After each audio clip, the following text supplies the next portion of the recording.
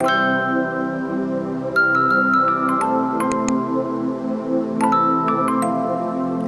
up, everyone? Welcome back to my channel. So today we're going to be doing another books and nails nail design. So today's books is the Legendborn cycle, and it is a series of what is a trilogy, but from what I found out on Google, a fourth book is supposed to be coming out, so I'm super excited. And it is by Tracy Dion, and these books takes place in the good old state of North Carolina. Go home team. So, not giving anything away, I'm just literally reading what comes off of Google. It says The Legendborn Cycle by Tracy Dion is a fantasy series that began as a planned trilogy but is now expanding to a quartet. Yay! With the first three books being Legendborn, Bloodmark, and Oathbound. The series follows Bree Matthews as she uncovers her magical heritage and becomes entangled with a secret society of Arthurian descendants, with the story growing beyond its original trilogy scope to include more complex conflicts and characters. So with that being said, as you can see, I have already polished my pinky finger and my thumb with a black gel polish. And now I'm using, and I cured it for 60 seconds. And now I'm using my matte top coat because I'm going to be doing some designs on top of this. And I don't want to mess it up. And it's easy to draw on the matte top coat. So yet again, not giving away too much information, but like I already said, this book is based off of Arthurian descendants. So think of King. So it's essentially about King Arthur, but with a modern day twist. So on my pinky nail, I am doing some dots because I'm attempting to draw a crown, because King Arthur, he had a crown. So that is why the crown is being drawn on my pinky nail. And for context, Bree Matthews is an African-American teenager. And so I'm pretty sure you're like, why are we talking about King Arthur and this girl is black? And I'm trying to figure out how to say this and not give away the book too much. She has inherited like King Arthur's descent. She wasn't supposed to, but she has inherited it.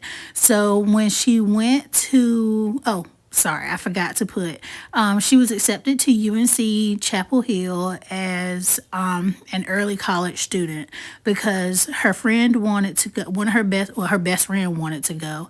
And also that was her mother's alma mater. But her mom did not want her to go. She never understood why her mom didn't want her to go, but her mom didn't want her to go to that school. And so she applied without her mom's consent, and she got accepted. But before she was able to go, her mom was killed by a drunk driver. And so she just still went on and went. Her dad agreed to for her to go. She also had a scholarship, if I'm not mistaken, to go. So that's how she ended up at UNC. So there is a group at UNC called the Legendborn, hence the title of the first book. And she discovers them because she felt like they had something to do with her mom's death, because she saw something happen on campus that she wasn't supposed to see. And like, she actually wasn't supposed to, like, these demons, I'm putting air quotes around it, attacked some students. And the Legendborn is there to keep peace between the demons and normal humans. So she wasn't supposed to be able to see it, but she was able to see it. So that piqued one of the other main characters' interest. His name was Nick. He saw that she was able to see it, and his best friend Selwyn knew that she was able to see it too. They're going to come back into play later on. But So Selwyn was supposed to wipe her mind, but she was able to fight it off, and I'm gonna come back to that later. But so yes, that is why I'm drawing the crown, because Sel and Nick is part of the whole King Arthur thing, because it's a group at UNCW. That's how UNCW was founded. In this book, at least that's how UNCW was founded. So that is why I drew the crown. So, also to go with King Arthur, because if you're talking about King Arthur, you're talking about Excalibur. So, on my thumbnail, I am now drawing Excalibur, which, if you've never heard about King Arthur ever, Excalibur is the sword that was stuck in the rocks, and King Arthur, or a descendant of King Arthur, is the only one who can remove Excalibur from the sword. So when we get to the end of the second book, Bree Matthews was able to pull Excalibur from the rocks because she was trying to help save Nick. It is a whole lot that goes on in between these two events, but like I said, I'm not trying to give away this book in case you want to read it. I personally listened to it on Audible. Not Audible, sorry. I personally listened to it on Libby using my library card. So, 10 out of 10, definitely recommend this book series. So that is the reason why. So the reason why I'm drawing Excalibur, number one, is because you can't talk about King Arthur without Excalibur. So that's number one. And number two, I'm talking about, I put Excalibur on the thumbnail because Bree Matthews was able to pull Excalibur from the rocks, even though technically she was not supposed to be able to, because it was thought that Nick was the true descendant of King Arthur. So each person that's part of the Legendborn, they are a descendant of one of the Knights of the Round Table. So Nick was thought to be the descendant of King Arthur. Selwyn was the descendant of King Arthur's mage, which I guess you could consider him like a bodyguard to King Arthur. He was essentially like King Arthur's right-hand man. So that's what Selwyn was. He was essentially King Arthur's right-hand man / protector. So that is why Selwyn and Nick plays a big role in this book series. Bree ends up having catching feelings for Nick, and Nick catches feelings for her. This was all before they found out that Nick was this was all before she knew all of what was going on with the Legendborn. And so she ended up getting Nick to help her infiltrate the Legendborn, because she thought the Legendborn had something to do with her mom's death. And so they end up getting close, because you can't join the Legendborn unless one of the descendants invites you to be a part of it. So Bree coerced Nick into helping her infiltrate the Legendborn to figure out who had something to do with her mom's death. So that is why the sword is playing a humongous role, and I'm not giving away the big reveal of the first book. It is so great. 10 out of 10. Please listen to and or read this book.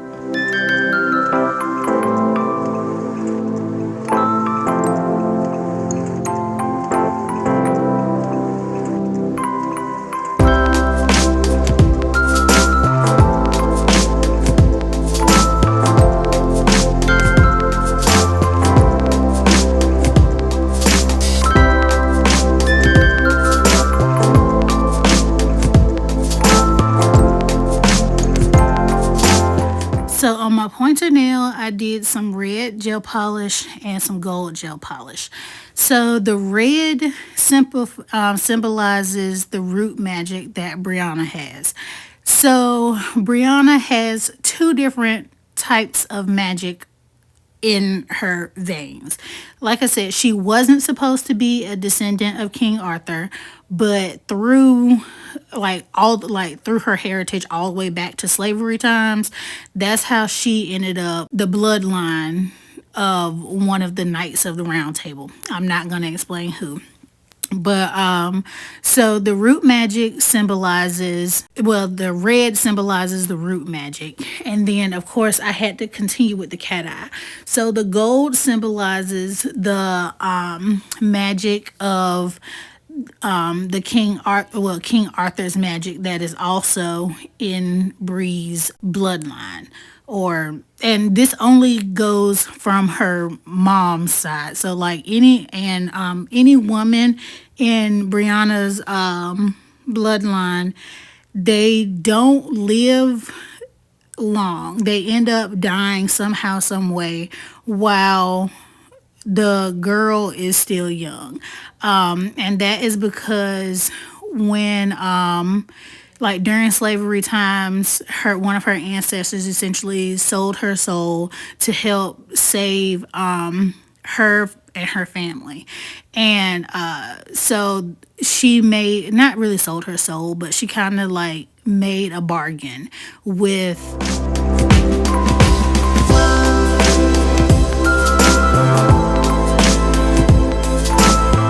the Shadow King to help save her and her family from the knights of the round table who were trying to catch them and kill them.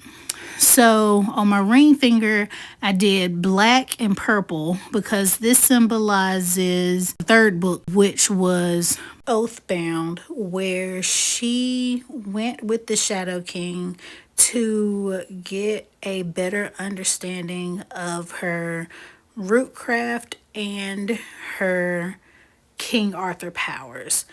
Trying not to give too much away, but the Shadow King is the king, like he deals with root magic, and he also has some ties to King Arthur. It is found now in later books that the Shadow King was who King Arthur went up against way back in the day.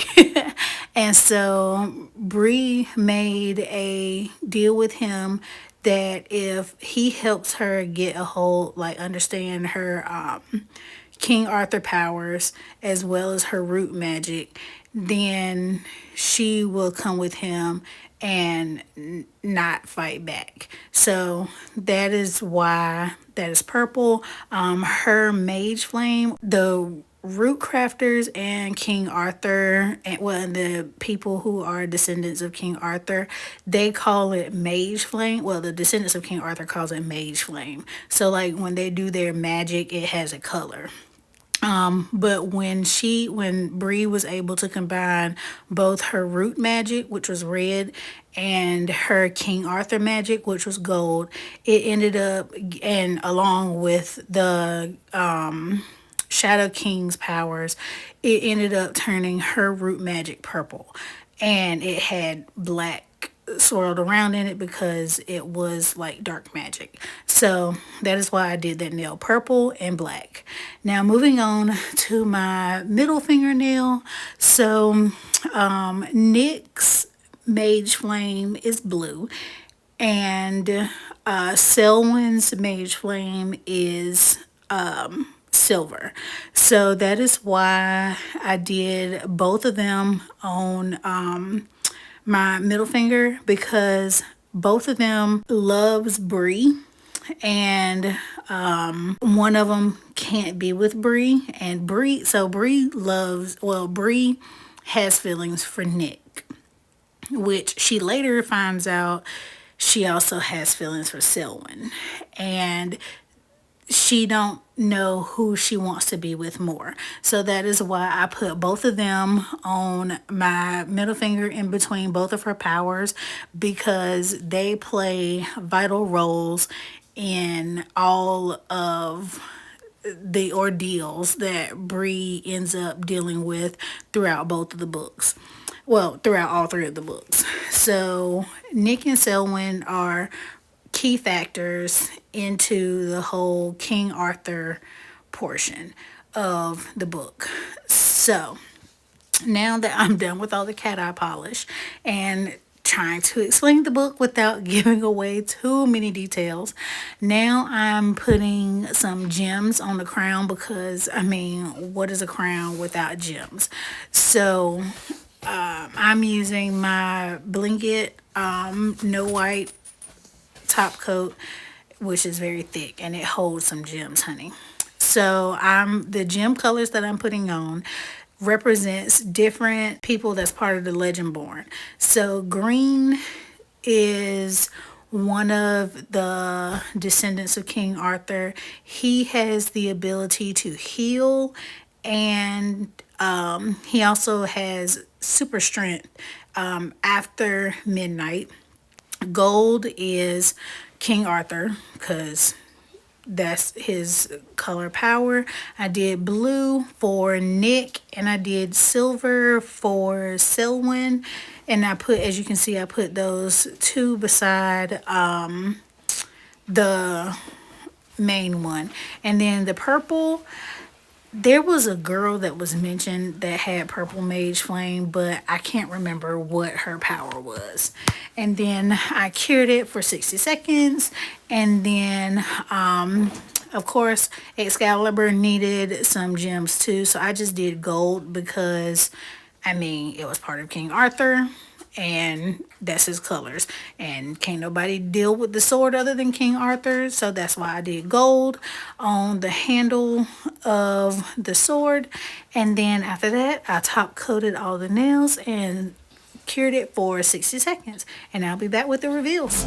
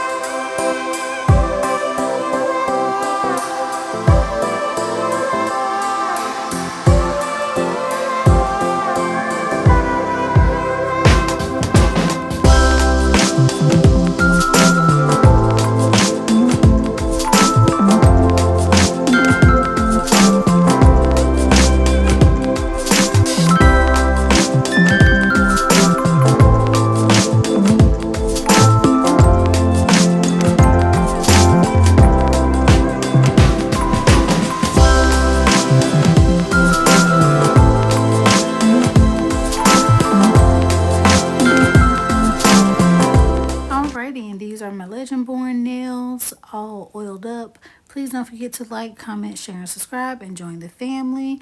And until next time, bye.